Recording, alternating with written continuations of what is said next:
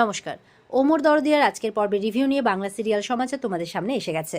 তো আজকের পর্বের রিভিউতে যেটা দেখা যাচ্ছে যে অনিরুদ্ধ তো বলছে আর কি ঈশানীকে যে আপনি আজকে হয়তো মাসিমণি তুমি হয়তো আজকে বাণীর উপর রেগে আছো, কিন্তু দেখবে একদিন সব ভুল বোঝাবুঝি মিটে যাবে। কারণ তুমি তোর মা, তুমি তো মায়ের মতো ওকে স্নেহ করো, ও তো তোমার মেয়ে। তুমি কি বেশি দিন রাগ করে থাকতে পারবে বলো? সব ঠিক হয়ে যাবে, আমি জানি। এখন তুমি অভিমান করে আছো তাই এরকম করছো। বলে না, বাণীকে আমি ঘেন্না করি, আমি ওর মুখ দর্শনও করতে চাই না, আমি ওর সাথে কোনোদিনও কোনো সম্পর্ক রাখতে চাই না, এই বলে চলে যায়। বাণী বলছে দেখলেন তো, মা আমাকে ঘেন্না করে, আমি এসব সহ্য করতে পারছি না, আমি এটা নিতে পারছি না। আপনি কেন আমাকে এখানে আনলেন বলুন তো? আমাকে দেখে মা আজকে কতটা কষ্ট পেল। অনিরুদ্ধ বলছে চিন্তা করো না বাণী, দেখবে সব একদিন ঠিক হয়ে যাবে, সব কিছু ঠিক হয়ে যাবে। মনে মনে বলছে আমি তো এসেছিলামই আজকে সব কিছু ঠিক করতে, মা মেয়েকে এক করতে, কিন্তু দেখলাম যে না, এটা সঠিক সময় নয়, সঠিক সময়ে আসার অপেক্ষা আমাকে করতে হবে। আর বাণীকে বলছে তুমি চিন্তা করো না, দেখবে খুব তাড়াতাড়ি সব কিছু ঠিক হয়ে যাবে। বাণী বলছে যে কিন্তু আমি একটা জিনিস বুঝতে পারছি না, মানে আপনি এরকম আলাদা রকম কথাবার্তা বলছেন কেন? মৌলি মনে মনে বলছে বাণী এই কথাটা ঠিক বলেছে, অনিরুদ্ধের মধ্যে এই চেঞ্জেসটা কেন? অনিরুদ্ধ বলছে না না, আসলে আজকে আমাদের হোটেলের উদ্বোধন, তো তো একটু ইমোশনাল হয়ে পড়েছিলাম, ভেবেছিলাম তোমার মায়ের কাছ থেকে তুমি একটু আশীর্বাদ নেবে। বলে সেটা তো হলো না। বাণী বলছে, বলে না না হয়েছে, কে বলেছে? মাসিমণি যে কথাগুলো বলেছে সেগুলো তার মুখের অভিমানের কথা, মনের কথা নয়। তিনি উনি মনে মনে তোমাকে ঠিকই আশীর্বাদ করেছেন, এভাবে বলছে। এই বলে বাণীকে বুঝিয়ে সেখান থেকে নিয়ে চলে যায়। আর মৌলিকে ওর ঠাম্মি বলছে যে মৌলি সত্যি করে বলো যে তুমি কি কোনো কিছু করেছো? দেখো আমার কাছে কিন্তু কোনো কিছু লুকিও না। বলছে না আমি কিচ্ছু করিনি। বলে না, অনিরুদ্ধর মুখের কথা শুনে তো তেমনটাই বোঝা গেল। মৌলি বলছে কিছু করিনি, তবে এবার আমি করব, তাই বলছে। এবার মৌলি কাউকে একজনকে ফোন করে বলে যে একটা কাজ করতে হবে আমার, আর ওর ঠাম্মি কিন্তু ওর দিকে তাকিয়ে আছে। ওদিকে বাণীরা সবাই মিলে ওদের নতুন হোটেল উদ্বোধনের জন্য চলে গেছে। আর বেশ সুন্দরভাবে হোটেলটা গোছানো সাজানো হয়েছে। তো বাণীরা সবাই ফিতে কাটবে, ফিতে কাটবে অ্যাকচুয়ালি অনিরুদ্ধর মা আর অনিরুদ্ধর মেয়ে। আর সবাই মিলে এবার খুব আনন্দ করছে। অনিরুদ্ধর মা, তারপরে ওর মামনি, এদিকে ওই কাকা যার হোটেলে বাণী কাজ নিয়েছিল, তো তারা সবাই মিলে আশীর্বাদ করছে যে তার ভাণ্ডার কোনোদিনও শূন্য হবে না। সে সবসময় কি বলবো, জীবনে অনেক উন্নতি করবে, আর তার দুয়ার থেকে কোনোদিনও কোনো অভুক্ত ফিরে যাবে না। এইভাবে বিভিন্নজন বিভিন্ন আশীর্বাদ করছে, দুজনেরই ভালো হবে, খুব হবে, হোটেল খুব রমরমিয়ে চলবে, এই হোটেল একদিন অনেক বড় হবে, এরকম বিভিন্ন আশীর্বাদ করছে। তো এবার অনিরুদ্ধর মাকে বলছে নাও মা, এবার ফিতে কেটে উদ্বোধন করো তুমি আর প্রিন্সেস। যখনই ফিতেটা কাটতে যাবে, ও মা, এক পুলিশ অফিসার এসে হাজির। বলে না, এটা করা যাবে না, এখন উদ্বোধন করা যাবে না। তো অনিরুদ্ধরা বলছে মানেটা কি? বলে ওনার নামে কমপ্লেন এসছে, আপনাদের নামে, যে এই হোটেলটা আপনাদের নয়, এটা অন্য কারো। বলে কি বলছেন আপনি? বলে হ্যাঁ, অভিযোগ এসছে আপনাদের নামে, তাই এটা উদ্বোধন করতে পারবেন না। তখন অনিরুদ্ধ বলছে দাঁড়ান দাঁড়ান, আপনাকে বরঞ্চ পেপারসটা দেখাই। এ বলে পেপারস দেখাচ্ছে, এই দেখুন। তো পুলিশ বলছে অরিজিনাল কপিটা দেখান। বলে অরিজিনাল কপি, এটাই তো অরিজিনাল। তো অনিরুদ্ধ তাই বলছে এটা তো অরিজিনাল কাগজেরই কপি। বলে না, অরিজিনালটা দিন।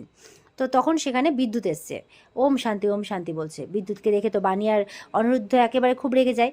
তো বলছে ও, এবার বুঝতে পেরেছি কারসাজিটা কার, এই লোকটার। তো বলছে না না, বিশ্বাস করো আমি কোনো কিছু করতে আসিনি, আমি সত্যের পথে এসেছি। তখন বিদ্যুতের মা বলছে এই বাণী, অনিরুদ্ধ একটু শোনো না কি বলছে, আমার মনে হচ্ছে ও পাল্টে গেছে, আমার মনে হচ্ছে ও কিছু করতে আসেনি। বলে না মামনি, ওকে অত সহজে আমি বিশ্বাস করতে পারবো না। অনিরুদ্ধ বলছে এই তোমার নাটকটা না বন্ধ করো, হ্যাঁ, তোমাকে আমি ভালো করে চিনি, তুমি এই সমস্ত কিছু করেছো আর এখন সাধু সাজতে এসছো। অনিরুদ্ধ বলছে আপনি বিশ্বাস করুন এই হোটেলটা আমাদেরই, আপনার অরিজিনাল কপি চাই তো আমি সময় করে আপনার অফিসে দিয়ে আসবো। বলে না, এক্ষুনি দেখতে চাই আমি। তখন তো বলছে কি আশ্চর্য, অনিরুদ্ধর মা বলছে যে এক্ষুনি কি করে দেখাবে, আশ্চর্য, তাহলে আপনি সফট কপিটা ভালো করে দেখুন। অনিরুদ্ধ বলছে আচ্ছা এক মিনিট বলুন তো অভিযোগটা কে করেছে। বলছে কেসটা সলভ না হওয়া পর্যন্ত আমরা কোনো ইনফরমেশন আপনাকে দিতে পারবো না। বিদ্যুৎ তখন বলছে দেখুন অফিসার, আপনার কোথাও ভুল হচ্ছে। এই অনিরুদ্ধ বাণী এরা সবাই খুব ভালো মানুষ, আমি এদের অনেক দিন থেকে চিনি, এরা খুব সৎ, বিশ্বাস করুন। আর বাণীকে তো আমি ছোটোবেলা থেকে চিনি, খুব ভালো মেয়ে, খুব ভালো।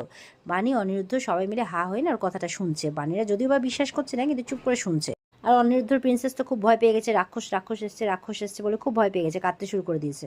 তো বাণীর সেই কাকাও বলছে যে উনি একদম ঠিক বলছেন, বাণীর মতো সৎ কর্মঠ মানুষ আমি আর একটাও দেখিনি। বিদ্যুৎ বলছে স্যার আপনারা বরঞ্চ আপনাদের তদন্তটা চালিয়ে যান, তাতে কোনো অসুবিধে নেই, কিন্তু ওদের হোটেলটা উদ্বোধন করতে দিন।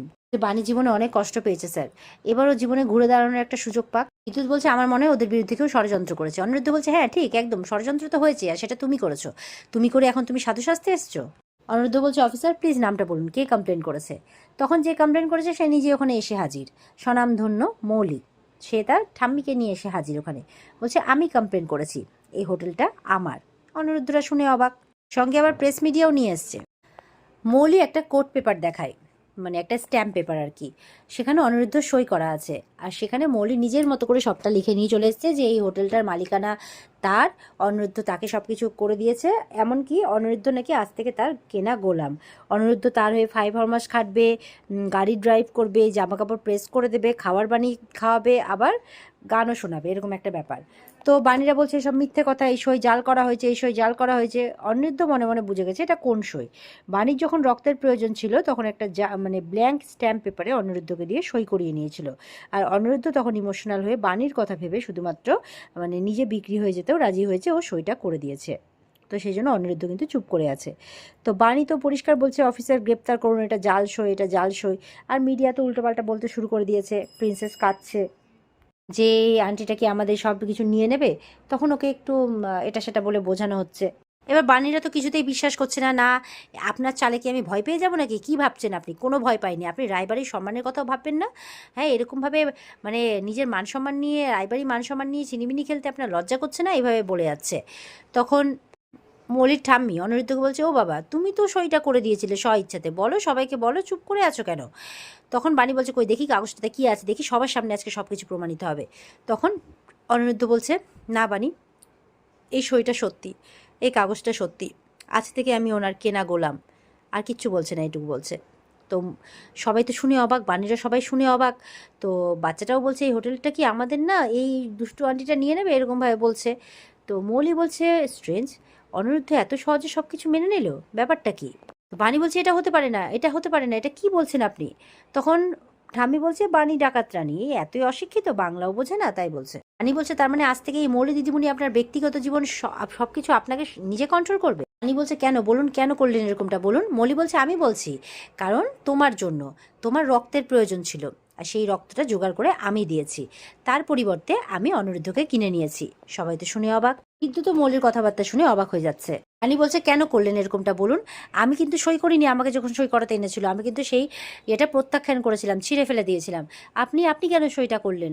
অনিরুদ্ধ বলছে তোমাকে ফিরে পাওয়ার জন্য বাণী, তুমি সইটা করনি কারণ আমাকে তুমি হারাতে চাওনি, আর আমি সইটা করেছি কারণ আমি তোমাকে হারাতে চাইনি, তুমি আমার কাছে সব থেকে বেশি মূল্যবান বাণী।